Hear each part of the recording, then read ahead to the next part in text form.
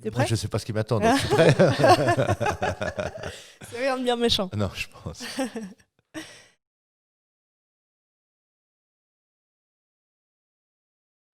Bonjour Thierry, Bonjour Charlotte. bienvenue au podcast de la Maison Noctua, les ondes Ulule. Merci. Nous sommes très contents de vous accueillir aujourd'hui. Première question tout à fait technique, on se vouvoie, on se tutoie? On se tutoie. C'est mieux, ça nous va Je très bien préfère. aussi. Tu es le tout premier invité de notre podcast. On est très fiers. Merci d'avoir accepté l'invitation, d'avoir répondu au ululement qu'on t'a lancé. Alors Thierry, on se permet de t'introduire à nos auditeurs. Tu es directeur général de Radio Fribourg depuis 2010, dans la famille Radio Fribourg depuis 1990. Et après recherche, on sait aussi maintenant qu'en plus d'être un fin animateur et directeur radio, tu es également musicien, Eh oui, guitariste et chanteur pour être précise, c'est juste. avec une préférence notamment pour le reggae. Absolument. De cette préférence naît un groupe du nom de We Brothers, que l'on peut retrouver en concert dans la région assez fréquemment, me semble-t-il. On joue, oui, de temps en temps. Les faits sont donc vérifiés. Oui, ça, fréquemment, pas vraiment, parce que j'ai malheureusement pas le temps de me consacrer à la musique véritablement. Donc c'est devenu pour moi une passion, un hobby, quelque chose qui me permet de m'évader aussi et de me nourrir. Oui, tout à fait. Ouais. On peut dire qu'on partage ça ici à la Maison Noctua.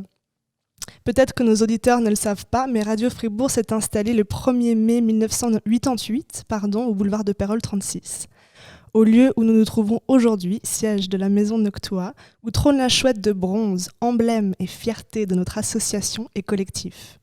On peut donc dire que nous avons repris le flambeau culturel ou la torche de la passion artistique tendue par nos prédécesseurs, c'est-à-dire vous, toi, Radio Fribourg. En 3 mots, ton lien au lieu, au 36 de boulevard de Pérol? C'est le début pour moi j'allais dire de ma carrière, oui, si on peut le dire ça comme ça. C'est le début de ma carrière d'animateur, de journaliste par la suite.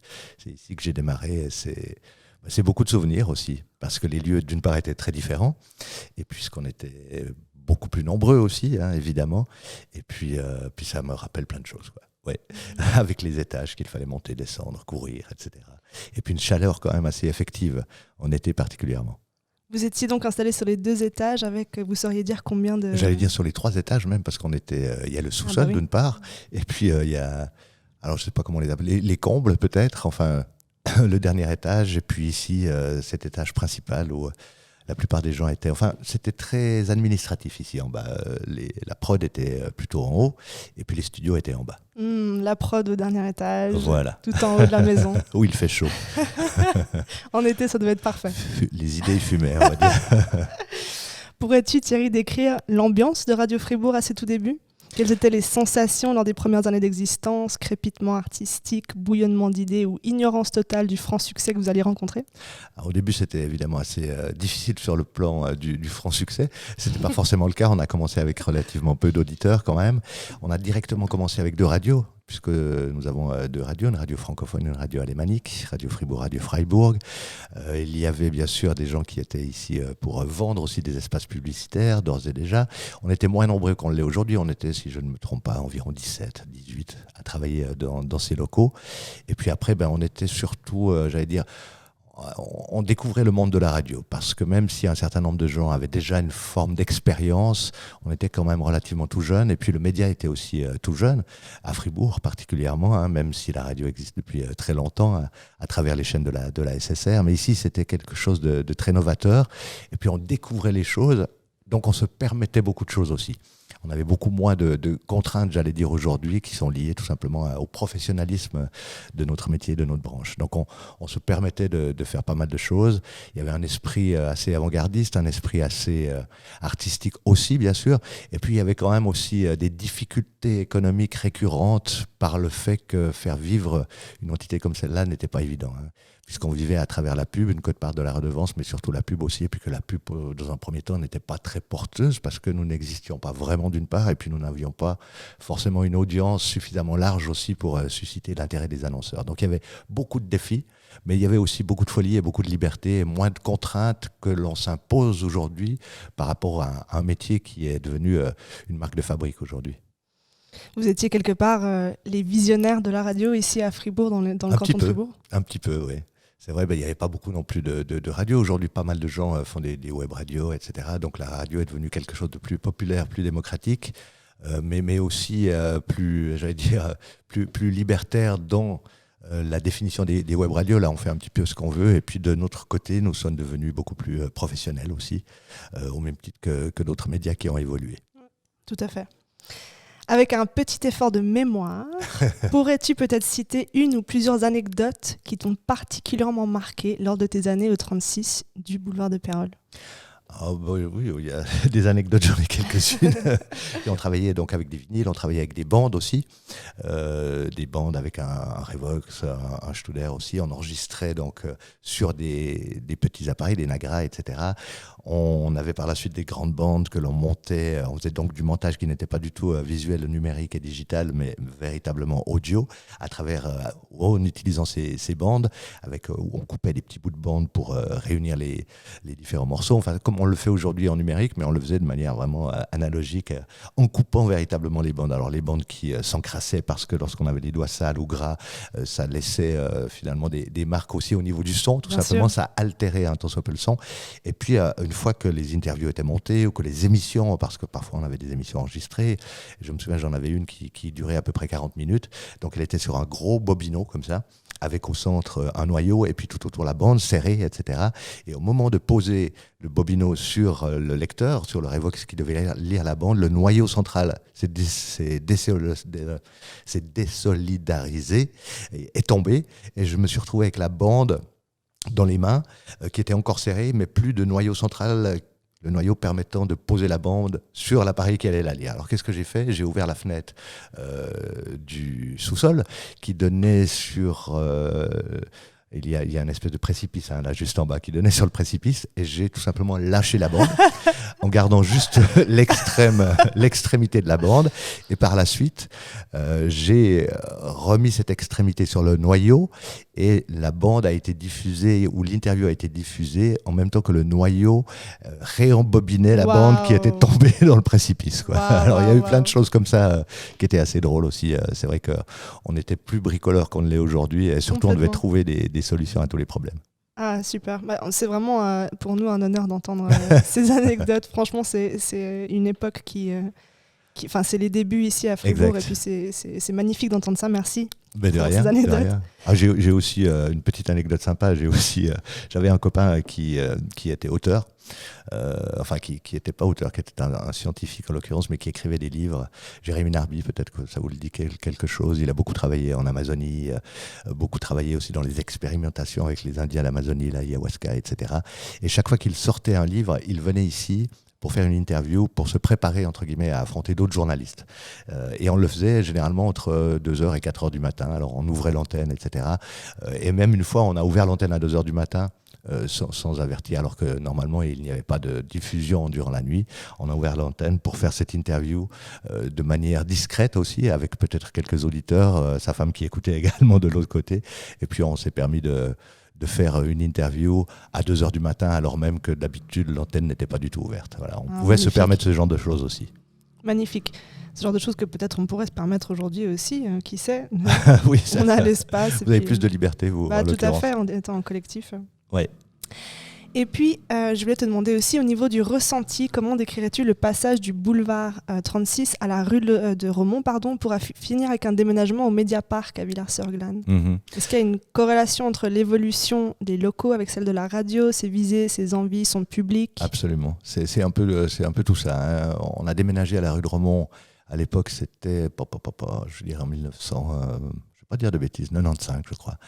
Tout simplement parce que les locaux ici devenaient trop exigus, trop étroits. On avait dû prendre des locaux juste en face, où juste en face il y a une maison, où tiens, je vois Bernet Associés. Voilà, on avait des locaux ici en l'occurrence. Toute l'administration avait dû déménager parce qu'on n'avait plus assez de place ici.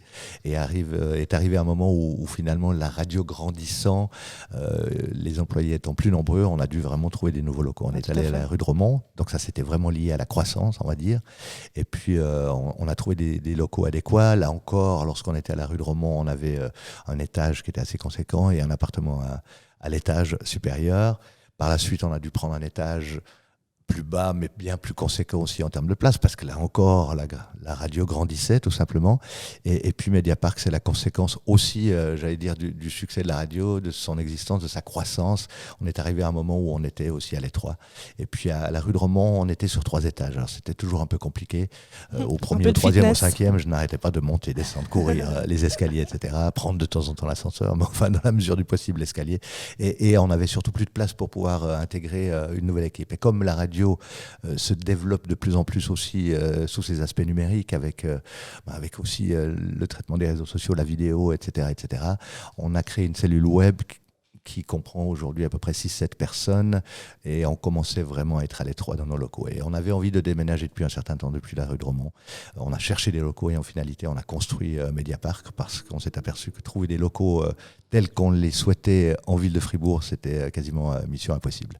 Alors on a pu construire des locaux en fonction de nos besoins, etc. Et aujourd'hui, on a des locaux qui sont alors extrêmement conséquents, extrêmement grands, extrêmement agréables, qui nous permettent d'envisager la suite et la croissance éventuelle de la radio, puisqu'en plus on a plein de partenaires qui sont avec nous dans ces locaux, et c'est pour ça qu'on a créé et nommé cet endroit Mediapark. Est-ce que Mediapark, ce serait la consécration de Radio Fribourg, qui était au tout début la petite radio visionnaire du canton de Fribourg, et tout d'un coup maintenant est dans un espace construit par et pour ses besoins? Consécration, oui, on peut dire, c'est un aboutissement, en tout cas un premier aboutissement, mais c'est surtout la possibilité de s'inscrire dans une vision future, de s'inscrire dans le développement des médias, essayer de parer aussi à tous les problèmes que rencontrent les médias, parce qu'aujourd'hui ça devient, on le voit ici, vous êtes en face de la liberté, c'est pas évident de faire du papier aujourd'hui, on part dans le numérique, bref, aujourd'hui un journaliste se doit de tout faire, à peu de choses près. Absolument. Et ça devient un peu complexe. Alors finalement, Mediapark, c'est une une volonté de s'inscrire dans une évolution qui correspond à l'évolution des médias et à l'évolution aussi des modes de consommation des gens qui s'intéressent aux médias. Radio Fribourg, une radio qui sait évoluer, on pourrait dire. Oui, en tout cas on l'espère, on essaye. Y a-t-il un dernier mot que tu souhaites adresser à la Maison Noctua, à ses artistes résidents? Quelque chose qu'on pourrait considérer de l'ordre d'une bénédiction pour la suite. Quand on a dit que tu es notre tout premier invité. D'accord, déjà je vous souhaite plein succès, je trouve génial aussi de se rassembler. Finalement c'est un peu ce qu'on fait aussi à Mediapark, hein. On a rassemblé différentes compétences, des gens qui sont forts dans le numérique, dans la vidéo, dans la capacité de créer des podcasts. Tiens, on est en train de faire un podcast, c'est aussi quelque chose dans lequel on doit s'inscrire. Il n'y a pas que la radio en live, enfin la capacité de réunir des gens avec un esprit commun, une volonté commune, c'est-à-dire de promouvoir une idée. Et puis c'est un peu ce que vous faites aussi, j'ai l'impression, c'est-à-dire vous essayez de mettre en valeur finalement les qualités artistiques des uns et des autres, mais dans une idée aussi de porter la culture un petit peu plus haut, un petit peu plus loin, et de faire en sorte que les gens s'aperçoivent. Alors j'allais dire enfin non, parce qu'il y a bon nombre de gens qui sont toujours intéressés et interpellés par la culture, mais s'aperçoivent que la culture a une place prépondérante à avoir dans nos sociétés. Je pense que c'est à travers ce que vous faites, finalement, qu'on peut évoluer aussi, mais évoluer de manière positive, c'est-à-dire avec une vision aussi sur un monde qui se veut plus participatif, plus proche des uns et des autres, et moins proche des intérêts purement économiques.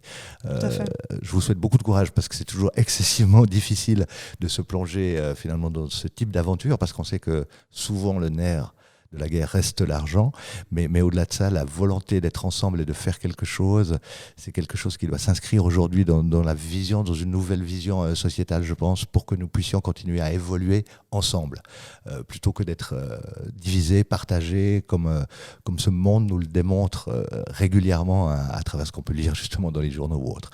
Donc ouais, je vous souhaite du courage, de la chance, bien sûr, il faut un peu de chance, hein, et puis surtout beaucoup de plaisir et beaucoup de bonheur. Et surtout de vous enrichir mutuellement, afin finalement de présenter des choses qui vont séduire les gens et leur apporter quelque chose aussi.